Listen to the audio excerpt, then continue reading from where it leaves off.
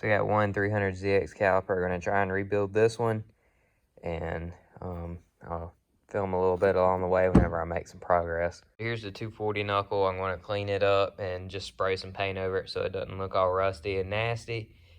And that way when I put it back together, it actually looks like it's been taken apart.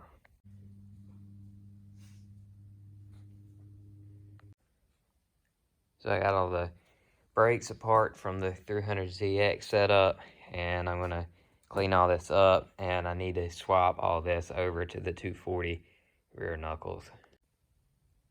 So reinstalling the hub and everything is pretty simple. I'm just gonna tap it down into the hole and then run the bolts in the back of it, and that all should hold it on like factory. So I got this other rear caliper out. I've taken these little seals for the pistons out and the clips that hold those in. So what I'm going to do is stick a board between these two pieces and blow the pistons out, and then take this into two, replace all the seals, and respray this one.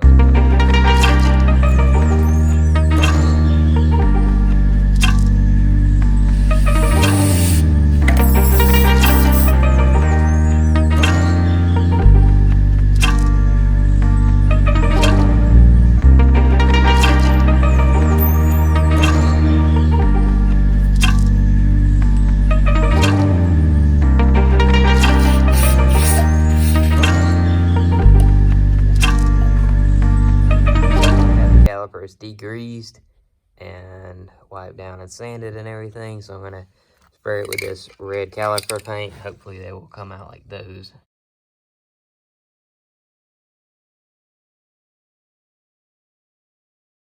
Back two calipers have now been rebuilt, ready to go on the car. Still got to put the pads and all in it, but I got new seals in each and every one of them, or all two of them, that is. But the paint it perfect, but once you put a wheel in front of it, you'll never notice. So hopefully these things are worth the upgrade.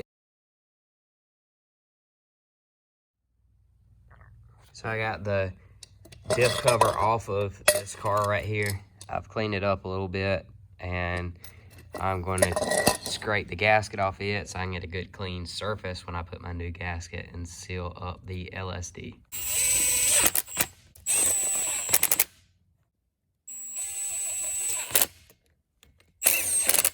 For anyone wondering, torque specs for the rear diff cover is 40 foot-pounds for the perimeter bolts. So I just got my rear brake conversion.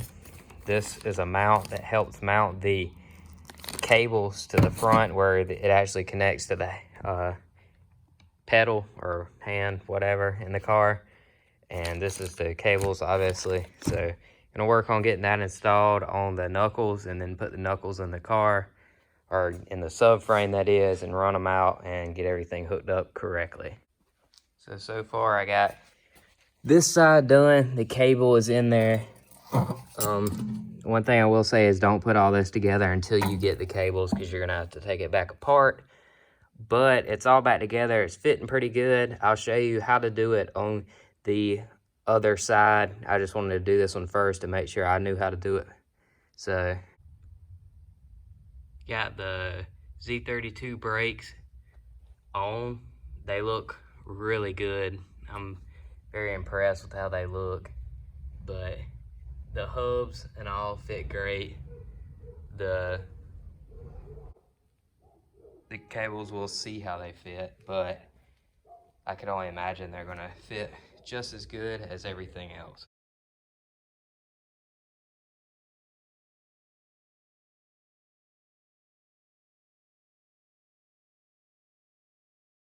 So I got the other side done now. Only destroyed my finger one time with springs.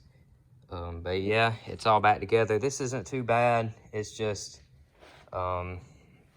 annoying, basically. But to actually do the 300ZX brake swap, you have to use your factory 240 knuckle. This is a 300Z rear hub, and you have to use the whole emergency brake assembly and dust shield from the 300Z and put it onto your 240 knuckle. All this bolts in with no modifications as long as you have the right parts. This cable is a R32 cable, or you can go to gktech and get the 300Z conversion cables for the 240. So the rear subframe is all together. Brakes are on, struts are on. I had to swap out one of the struts and swap the springs because I was wanting to use these T-in springs, and my strut I had, the top plate was broke, the bolt stud was. So I swapped that out. I don't have axles in it because I haven't bought the J30 axles yet, but I'll do that in the future. But I'm about to just put this up under the car so I can at least get it back on the ground and rolling again.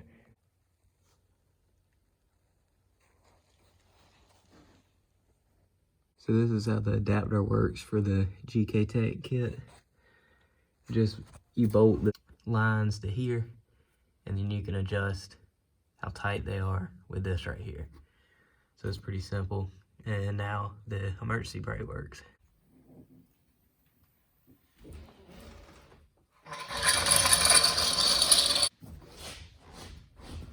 So this is probably the worst ride height reveal of all time.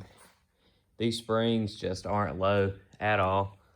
I'll be getting coilovers hopefully at some point when the car is getting closer to done. There's no reason to have them now because it's just gonna make the car a little bit harder to get up and down and jack it up and all. But probably now that I have the rear done, I'm gonna move on to clearing out this engine bay, respraying all in here, rerouting some wiring, just cleaning up everything and making it look good for when I put the new motor in.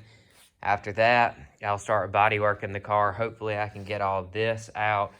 And then on the other side, there's a dent on the fender here I'll have to get out. But yeah, moving to the front now in the next video. And then in the future, I'm going to be body working this car and hopefully painting it myself. So if any of that sounds interesting to you, be sure to subscribe so you do not miss it.